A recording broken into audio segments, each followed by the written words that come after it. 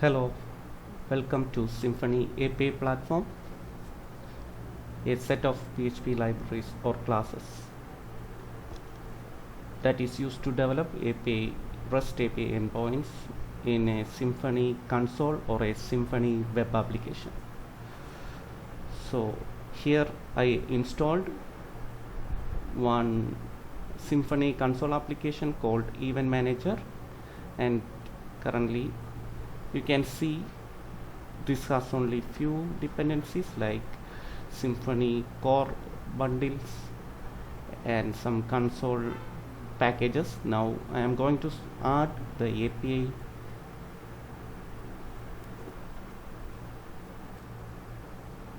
platform to this console application.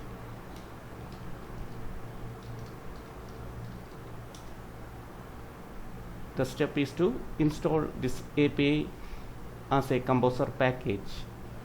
So as you can see from the Symfony receipts website, this API pack can be installed using Symfony API platform alias or API. You can see the installation is in progress. The required dependencies are automatically being loaded by the composer tool. Yes, the installation is now complete. So once we install this API using the alias, we can see the dependencies like Doctrine ORM, Symfony ORM pack, serializers, security bundles, tweak bundles. All dependencies are installed in this Event Manager project.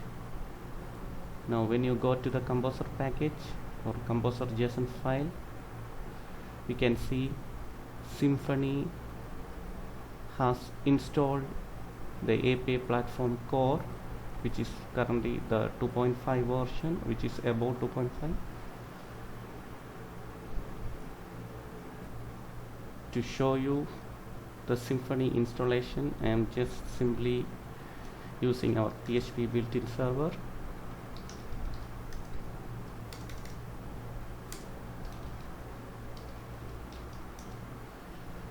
So our server is listening to the public folder, and I will open this now.